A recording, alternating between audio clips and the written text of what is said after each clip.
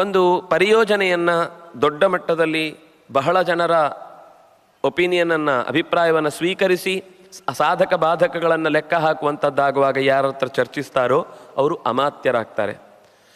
ಇನ್ನು ಆ ಅಮಾತ್ಯರು ಹಾಕಿಕೊಟ್ಟ ಕಾರ್ಯಯೋಜನೆಯನ್ನು ಕಾರ್ಯಗತಗೊಳಿಸುವಂತಹ ವ್ಯಕ್ತಿಗಳು ಯಾರೋ ಅವರನ್ನು ಸಚಿವರು ಅಂತ ಹೇಳೋದು.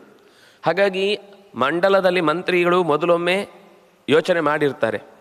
ಅದರಲ್ಲಿ ಸಾಧಕ ಬಾಧಕವಾದ ಅಂಶಗಳ ಬಗ್ಗೆ ಎಚ್ಚರಕ್ಕಿಂತ ದೇಶಕ್ಕಾಗುವ ಒಳಿತು ಕೆಡುಕುಗಳ ಯೋಚನೆ ಇರುತ್ತೆ.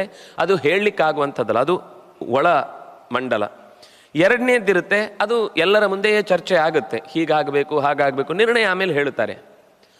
ಈ ಆದ ಯೋಜನೆಯ ಕರಡ ಏನಿದೆ ಅದನ್ನು ಕಾರ್ಯಗತಗೊಳಿಸಲಿಕ್ಕೆ ಕೆಲಸ ಮಾಡೋರು ಯಾರಿದ್ದಾರೋ ಅವರು ಸಚಿವರು ಅಂತ. ಅದಕ್ಕೆ ಸಾಚಿವ್ಯಂ ವಹ ಅಂತ ಮಾರೀಚನ ಹತ್ರ ಹೇಳಿದ್ದು.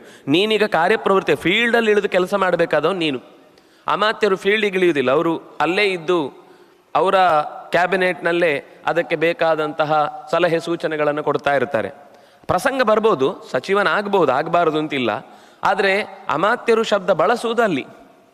ಹಾಗಾಗಿ ನೀನು ಸಚಿವನಾಗಿ ಬೆಳೀಬೇಕು ಅಂತಿದ್ರೆ, ಅಂದರೆ ಕಾರ್ಯಪ್ರವೃತ್ತನಾಗಿ ರಾಜನಿಗೆ ಅಪೇಕ್ಷಿತವಾದದ್ದನ್ನು ನಡೆಸಿದರೆ ಇನ್ನು ಮತ್ತಷ್ಟು ಹೆಚ್ಚಿನದನ್ನು ಸಾಧಿಸಿಕೊಳ್ತಿ. ಅದು ಬಿಟ್ಟು ನೀನು ಪ್ರತಿಕೂಲವಾದ ಮಾತುಗಳನ್ನು ಆಡಿದರೆ ಉಪಯೋಗ ಇಲ್ಲ. ಇನ್ನೂ ಒಂದು ಸಂಗತಿ ನಾನು ನಿನಗೆ ಹೇಳಲೇಬೇಕಾದದ್ದು, ರಾಜನ ಹತ್ರ ಯಾವತ್ತು ಮಾತಾಡುವಾಗ ಮೃದುಪೂರ್ವಂ ಹಿತಂ ಶುಭಂ.